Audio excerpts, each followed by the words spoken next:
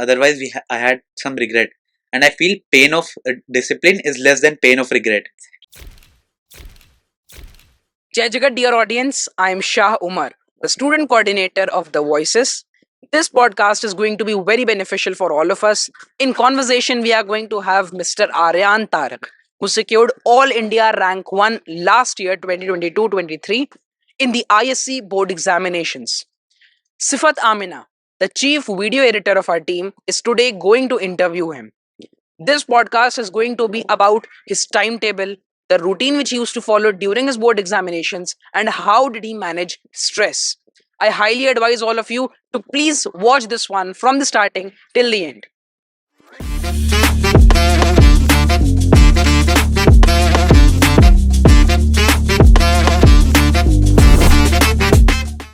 Hello, Aryaan. We welcome you back to your very own school. So, how is the day? How is it? How is it going? Hi, Sivat. I am also very pleased to come back to school after just exactly almost 1 year. Last year, also around this time, this library had a special place. I used to issue books from here, study here, and this actually it feels like a fresh breath of nostalgia, to be honest. Coming back here, seeing that things have changed, school, the infrastructure, it has become more and more advanced now.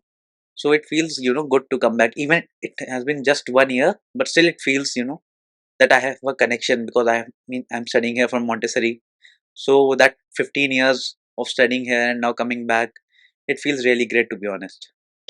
So, we came to know by our librarian that you had a very strong connection with this library. You used to spend most of your time in this library. So, what all were your reading habits? How did you develop them, and how did it help you in your life, and in fact, in like overall personality development?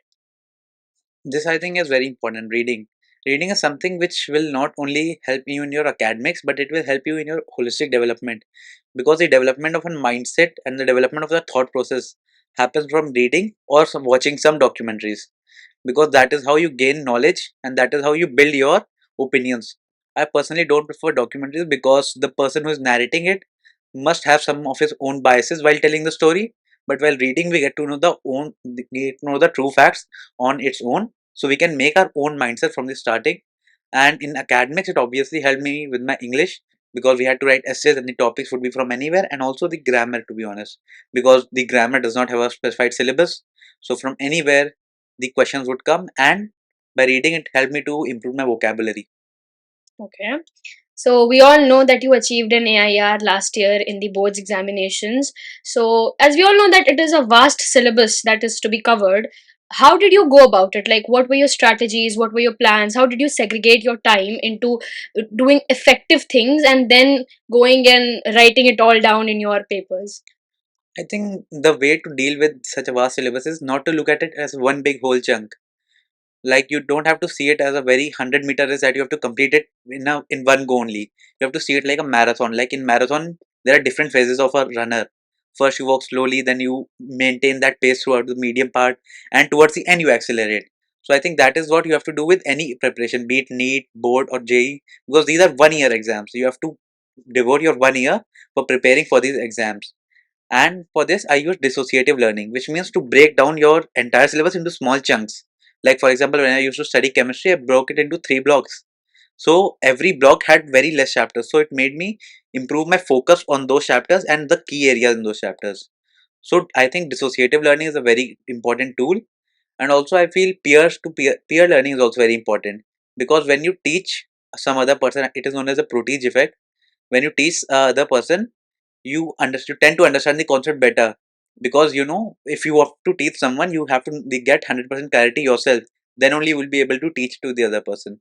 So I think that also helped me a lot, because I used to study with my classmates, and during the last few weeks, I think this time only last year, I studied the entire sure success of English grammar with my friends, solved the entire 25 years papers with them, and that only exactly came most of it in the final board examinations. So that was imprinted in my mind, the exercises, and that helped me quite a lot. Okay. So, like, we as students face one major problem, that is distractions, and that distraction is social media. So, as the board's examinations were near to you and the dates were about to arrive, how did you cut down on this distraction, and how did you get into effectively learning more and spending less time on social media and on your screen time? So, firstly, like during the entire course of the year, like for the first few months, I was very active on social media, Instagram, everywhere I was there. But towards the last 2 months, one has to decide the priorities, that what is important right now. But at that time, I deactivated my social media accounts because I knew that these 2 months, Jan, Feb, and March, these 3 months would be very important for my board results. And if I had to cut down for 3 months, then I can use it for the next few months without any regret. Otherwise, I had some regret, and I feel pain of discipline is less than pain of regret, because pain of discipline is only once, and pain of regret is for the lifetime, because you will always regret that if I had worked hard that time, then I would have scored well. And also, for social media, one other thing which I did was I used screen time, where I used some apps which used to block Instagram or other social media apps after 1 hour, that I set the screen time option and the app would log itself. And also, I used to study in school only, because in school the distractions are limited. Yes. I used to come at this time, extra classes were only going on, so I used to come to school at around 9 in the morning, and I would leave at around 4 or 4:30 in the afternoon. So this around 6 to 7 hours I got, and these 7 hours of continuous self study, they were very productive because there were no distractions. So when I went back home, I was pretty much relaxed. So I think this also helped me, chill out and do effective studies. Okay. Now some subjects are there which have a lot of theory in them, which do like have a vast syllabus, but in theory to retain a lot. So do you think making notes is an effective habit, and making elaborate notes rather than short notes is good or bad? And if you think that it is good, then what were your like ways of making notes, and how did you make notes in an effective way so that you retain a lot? I definitely think that making notes is important, because when you write, you're more than one senses. When you write, your hands are at work, your eyes are seeing it, and if you're speaking also while writing, then your ears are also working. The more senses are occupied while doing a task, the more you tend to retain the thing. So I feel while writing, firstly, because the books are very voluminous, and it is something that you can't revise 1 week just before the examination. So Yes. you have to have some resource where you have jotted down some important points of all the chapters. I did prefer elaborate notes, because I feel that would be equivalent to a book only. That will become boring at one point. So I prefer the technique of mind mapping, drawing diagrams and flowchart, because that would consider, like, say, 15-page chapter into just 3-4 pages. Yes. So that would make it an effective revision technique, because in flowcharts you can use sketch pens, you can make it colorful. You have to make your notes catchy, so that you don't get bored while studying again and again, because revision is the only key to succeed. Because if you don't revise, it doesn't matter if you have studied the chapter first time very well, but if you don't revise, it is a human tendency that you will forget it at one time. So the more you revise it, and for revising, like, there is a thing, you can't watch a movie once again, because once you have watched a movie, you have seen it, you have seen the visuals, you have listened the songs, so everything was interconnected. There were a lot of visuals to understand. So you learned the story in one go only. But it doesn't happen with chapters. You don't learn it in one go, and you have to do it again and again. So you see the difference here, na? The movies which have a lot of visuals, you see it once and you remember the entire story. But in notes, you have to do it again and again. So to make it colorful, make diagrams, use flowcharts and mind maps to revise it again and again. Okay. So, like, for example, tomorrow is your exam, chemistry exam, let's say. Hmm. So, what will be your day looking like if like tomorrow is your exam? So, what all things are you going to do one day prior to the examination? One day prior to the examination, firstly I would just wake up in the morning, like around early in the morning only, because just before the exam I don't prefer late night studies, because the next day the productivity would be hampered definitely. So I wake up in the morning, I chalk out my schedule. Like from this time to this time, I need to complete these 2 chapters.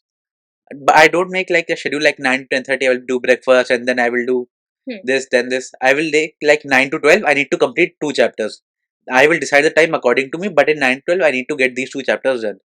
So, firstly, like for the formula based chapters and numerical chapters, I've made a formula sheet. I would revise that formula sheet, and then the reaction part I would write and learn, because for reactions it is a very volatile part, and if you don't write and learn, you will forget it definitely. And then in the night, what I would do is I would not stress much. I would just go to sleep I would go to sleep early, like around 10 or 11, and then wake up early in the morning, like 6 or 7.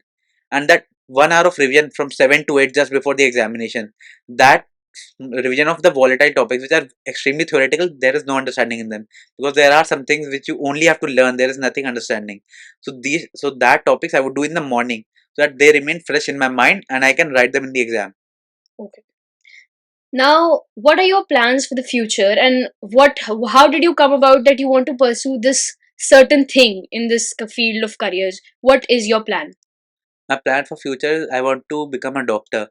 Right now I'm preparing for NEET, so it is a very interesting thing, to be honest, how I decided to be a doctor. Like in class 8th, I came to the library only when I took a class 10th book and class 10th biology book, and I took it back. I issued it for studying. In class 8 there was a chapter endocrine system, so I got interest in that chapter. So I took the class 10th book, I studied it from there also. So that interest in biology sparked from that time, and then in class 10th it peaked. When you study the circulatory system chapter, you realize that your heart, that one complete cycle of circulation happens in just zero point 0.8 seconds, less than 1 second. So that kind of intrigued me, because how come your one organ is going to pump blood in just less than 1 second to this and to the big body of so many cells? So that kind of intrigued me, because human body is a very complex thing, and this complexity somewhat attracted me towards it. That is how I felt that I should pursue biology and become a doctor to understand human body better. Thank you for joining us. We are very grateful that you took out time from your busy schedule and joined us. So, for the viewers, we would like to give one takeaway that, as you know, our podcast started from the library and ended at the library. So, it is that no matter how busy you are, you must consume knowledge that is effective for you. And it does not only help you in your school life, it helps you to develop your personality, it helps you to become a better human being and to create opinions. Thank you for watching, and if you liked it, please give us a like.